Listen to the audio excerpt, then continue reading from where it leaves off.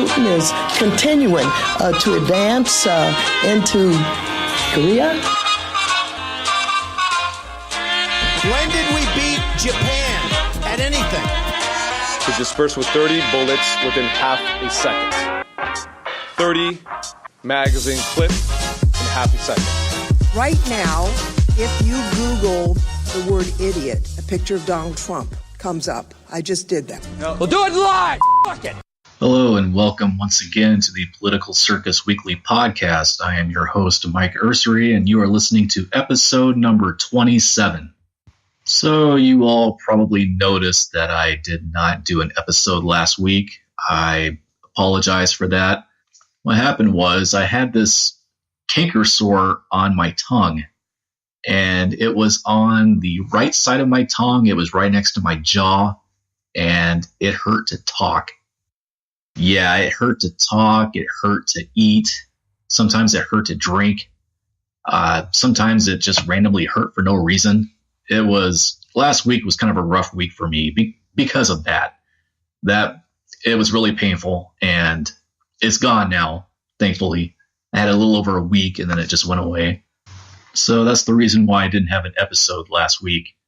I did, however, last weekend I went to go see Endgame, and don't worry, I'm not going to spoil anything. The movie's been out for a couple of weeks now, but there's still some people who probably haven't seen it yet, and I certainly don't want to spoil anything because we all know if anyone spoils Endgame for someone who hasn't seen it, they will just go irate. I personally know people who have muted certain words on social media because they did not want to take a chance and run across any spoilers. There was a lot of hype behind this movie, and so far it's lived up to the hype, setting box office records. And, I enjoyed it. I don't follow comic books a whole lot. I haven't even seen the entire Marvel lineup. I don't know if I've even seen half the movies. There's a lot I haven't seen yet. But I did see Infinity War, so I knew what was going on in Endgame. And I enjoyed it. I'll just say it was a good storyline, really good effects. I really liked the movie. I saw it in 3D. I thought it was great. If you haven't seen it in 3D yet, I recommend it. Go see it in 3D. Also, if you haven't seen it at all yet, I'll go ahead and say, make sure you hydrate beforehand, and also make sure you use the bathroom because it's a 3-hour movie.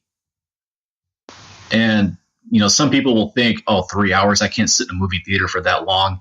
Yeah, I can't sit in a movie theater for that long either. The last movie I saw that was over 3 hours was Return of the King. I don't even know why I went to go see that because I think Lord of the Rings sucks.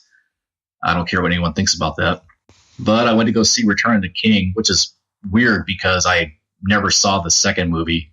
But I went to go see the third movie anyway, and I was so bored. This was years ago. I can't remember what year that movie came out. But, oh man, that movie was boring. Oh, it was horrible.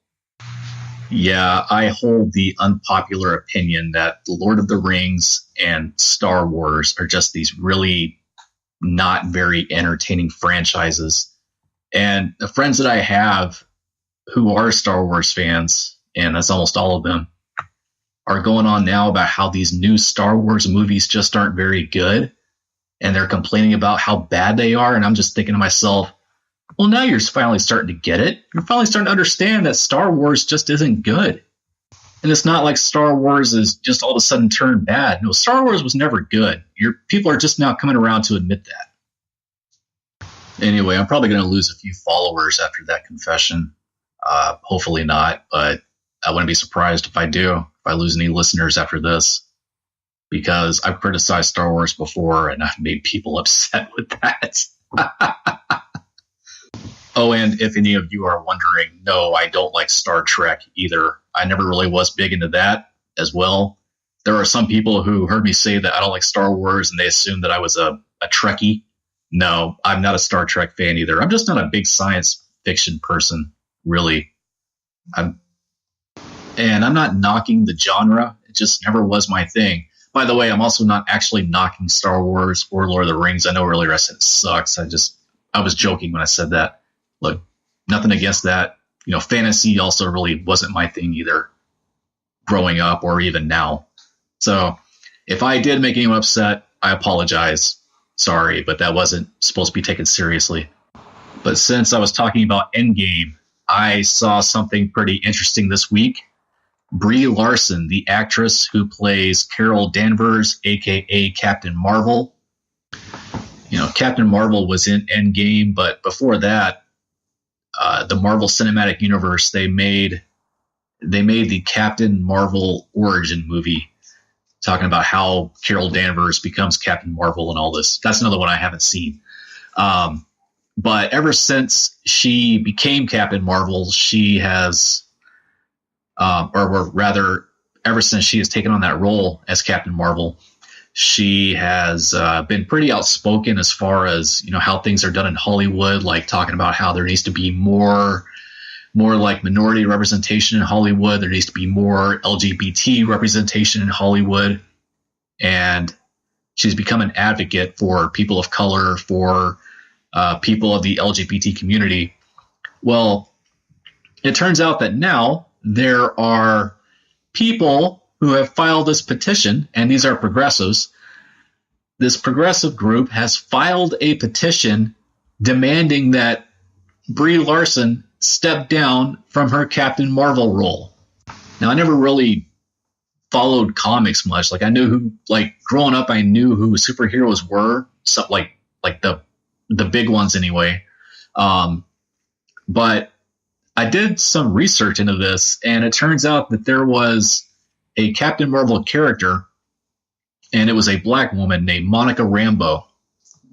And this Captain Marvel was introduced before the Carol Danvers Captain Marvel. Well, so now, I guess, I don't know if you're just going to magically go from, well, just the Monica Rambeau Captain Marvel just takes the place of the Carol Danvers Captain Marvel and just continues on with that storyline like nothing ever happened. I really don't know how that would work. But they are demanding that Brie Larson step down, and they want the black Captain Marvel to be played by a gay woman of color. Was Monica Rambeau supposed to be gay in her story? I don't know. Doesn't matter. I don't think it does, to be honest with you. But this is what they're demanding. They want Brie Larson to step down. They want a gay woman of color to play Monica Rambeau. And really, the only reason why maybe this might be the reason why they're asking that a gay person play Monica Rambeau is just because progressives are always reaching these intergalactic levels of wokeness. Yes, progressives are always getting woke. Sometimes they get a little too woke, and it ends up backfiring on them. Example of that would be the Gillette ad campaign, The Best a Man Can Be, or whatever it was called. And there are some other examples as well.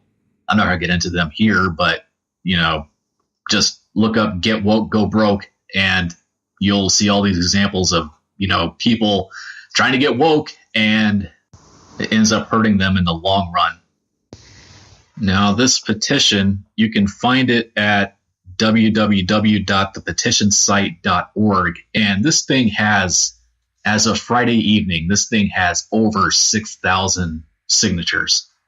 And on top of that, not only are they asking her to step down, but they're also trying to point out her hypocrisy in this, because while she acts like this outspoken advocate, there's this website that the writers of this petition cited. It's called looktothestars.org. And this website, it tracks celebrity donations. And from what they found by looking at this, the only charity that Brie Larson has donated to is called the Motion Picture and Television Fund Foundation.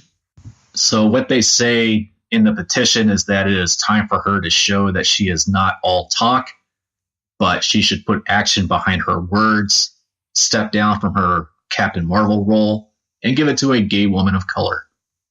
By the way, I told you wrong earlier. It's actually called thepetitionsite.com. I will drop the link to this petition in the show notes, so if anyone wants to go back and look at it, they can. But let's talk about this for a second. You know, in all this time that Larson has been this advocate, Did she at ever any time expect that something like this would happen? Probably not. But, this is what has been created. You now have this woke culture that is trying to bring attention to, certain groups underrepresented in Hollywood, certain groups underrepresented in the government, underrepresented in businesses, underrepresented in anything. And now it's backfiring. It is backfiring on Brie Larson, and this could backfire in so many other places. And we can go on and on about this whole outrage culture, but you know what? It's what they created. It's turned into a monster. The monster that they've created is now beginning to turn on them, and now they have to face it. I recently saw a lineup for future Marvel movies, and one of those that I saw was Captain Marvel 2. Now, just because these people file a petition doesn't mean that she has to listen to them. No, but still, this is interesting. Like, even if it's just 6,000 people who signed this, and I checked this earlier on that Friday, and it was over 5,500, and they set a goal for 6,000. Now it's over 6,000. Their next goal is 7,000. So once they reach 7,000, the goal is going to be 8,000, and so forth and so forth. So how many more signatures are they going to get? And when you have thousands of people who have a problem with her playing Captain Marvel, with Captain Marvel being Carol Danvers and not Monica Rambeau, is she going to give in? And more importantly, is Disney going to give in? Disney acquired Marvel 10 years ago in 2009 for $4.2 billion. Yeah, I know Disney owns everything. They own ESPN, they own Marvel, they own Lucasfilm. That's why they took over the Star Wars franchise. They own Fox. Disney owns almost everything. It's insane. So that would be the question. Would Disney give in? Would the Marvel Cinematic Universe give in? Would Brie Larson give in and step down? And if she does step down, what does that mean for her? Well, will she ever work again? Probably. Maybe not as many big things, but, for her to say that they need more minority representation in Hollywood, and then here she is, a white woman who stepped down from her role as Captain Marvel. After this, the next time she takes on any kind of role or has any involvement in anything that gains a lot of popularity and makes a lot of money, are they going to demand that she step down from that as well? This is why you don't give in to the outrage mob, because once you do, they own you. There is no coming back. Something else been happening in the news this week. It seems that censorship is back, and yeah, I know Paul Joseph Watson was banned by Facebook, and Facebook is banning some other people on the right. That's not what I'm here to talk about this week, though. Instead, I'm talking about something that really, really caught my eye. And what really blows me away here is that a journalism organization is an organization called Pointer, which is an organization that trains reporters and journalists. They teamed up with the Southern Poverty Law Center to create this sort of blacklist, something that they call UnNews, meaning not real news. Created a list with like over 500 websites, and some of the names that made their way on this list is insane. And they actually did away with this because they got pushback, so they scrapped the list.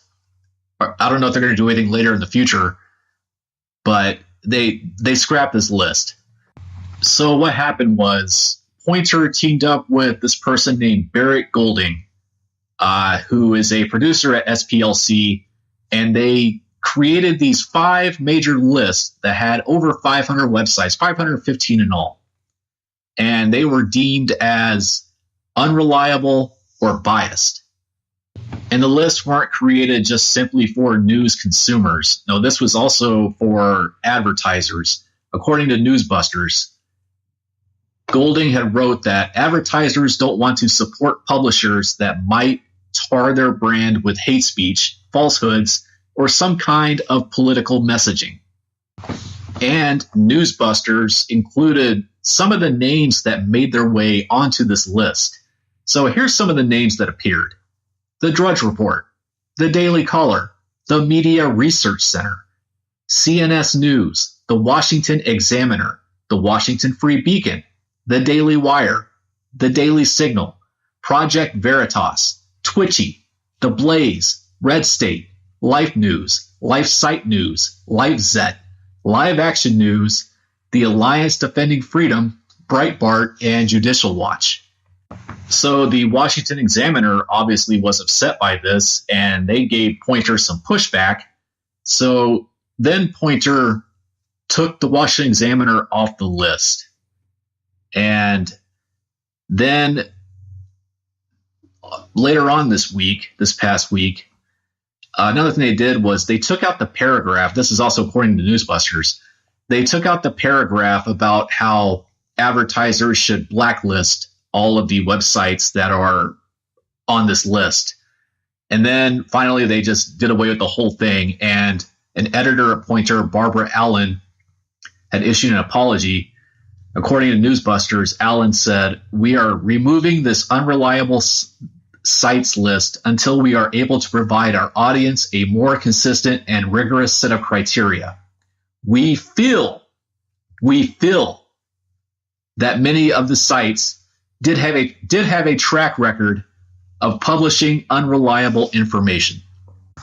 So what Barbara Allen is saying here is that this journalism organization, an organization that trains journalists, is doing something because this is what they feel, like this is what they're feeling. No, they don't provide evidence to why these sites end up on this list. No, this is what we feel. You know, it doesn't matter how hard they try, you're not going to be able to justify anything with feelings and emotions. No.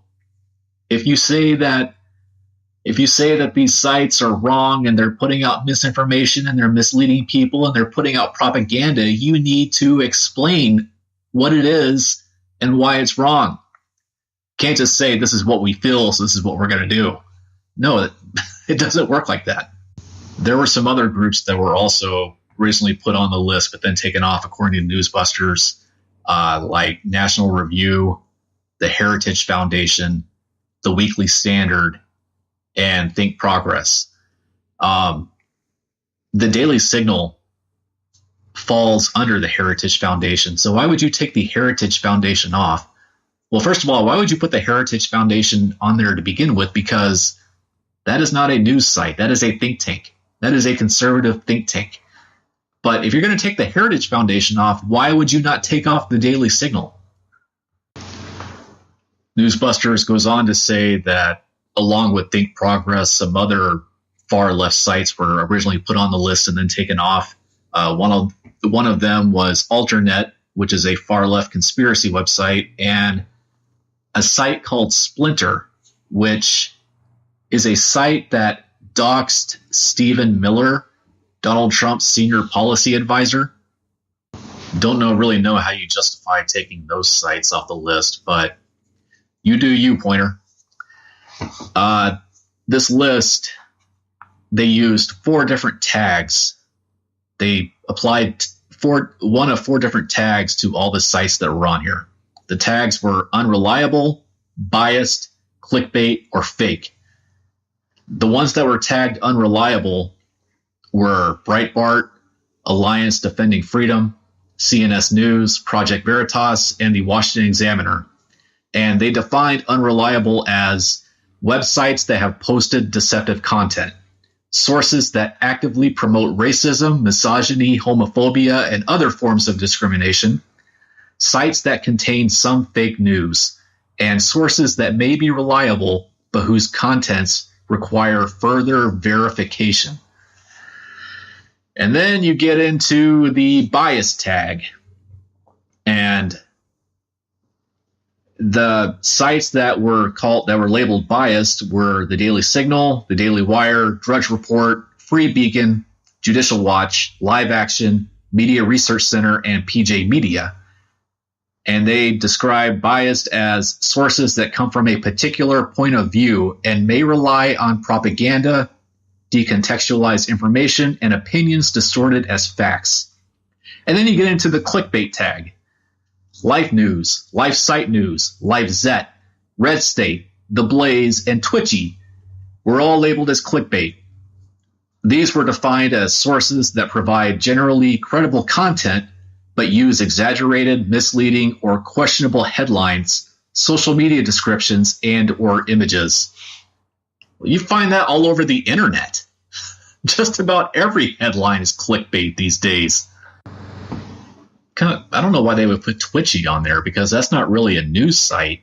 Although I will say that Twitchy does seem like it would be a fun place to work, because all they do is just make fun of people.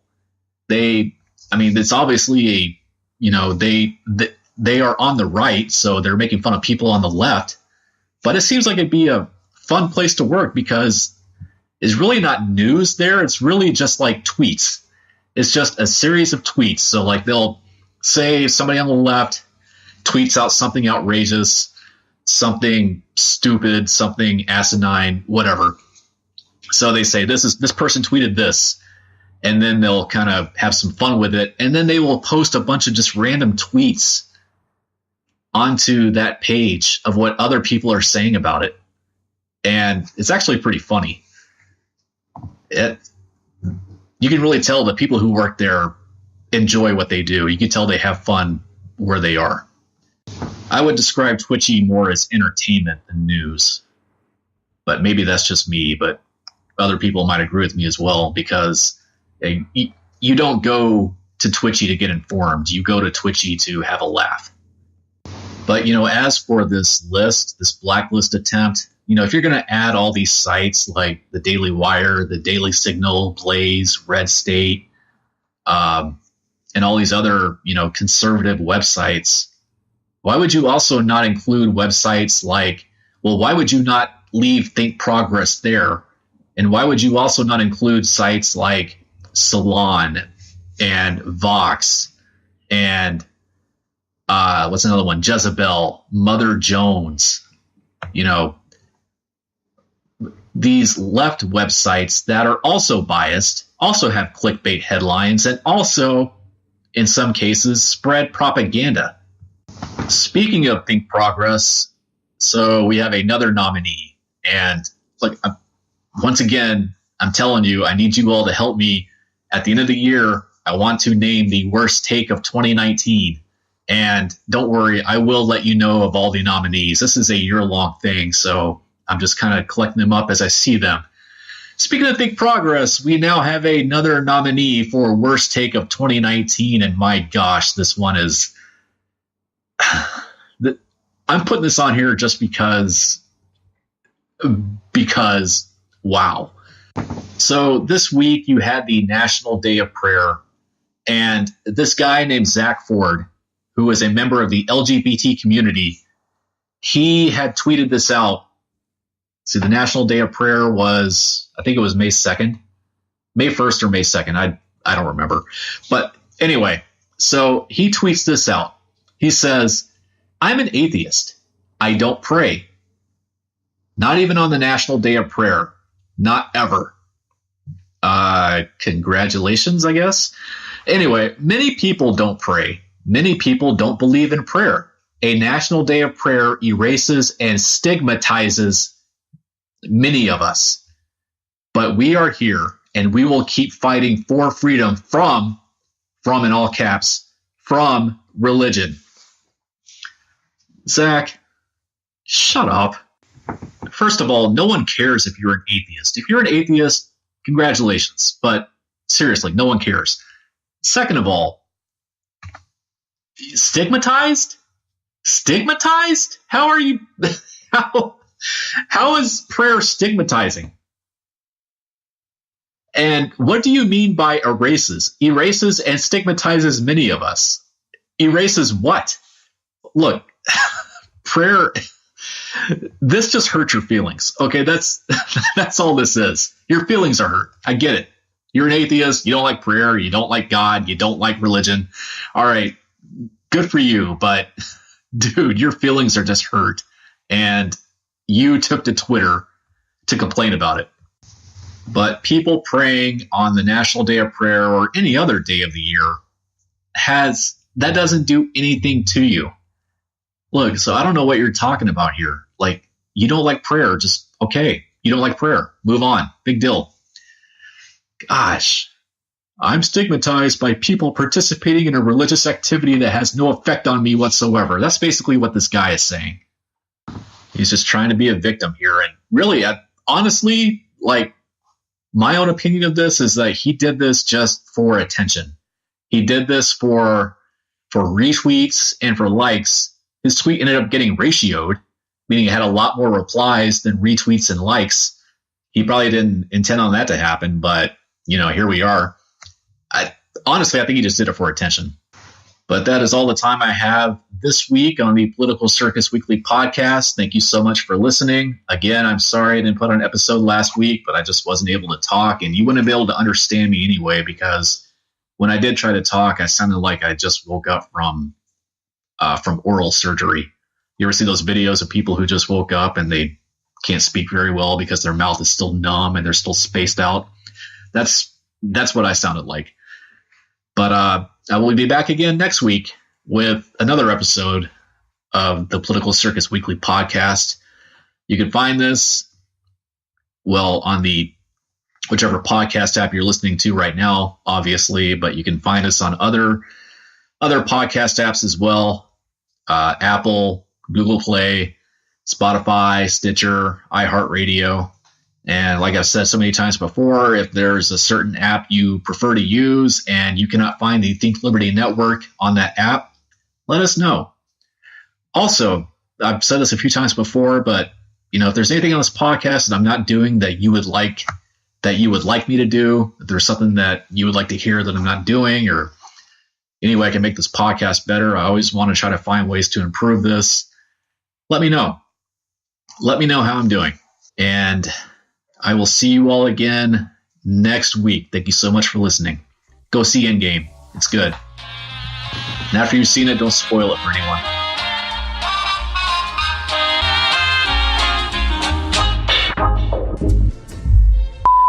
Thing sucks.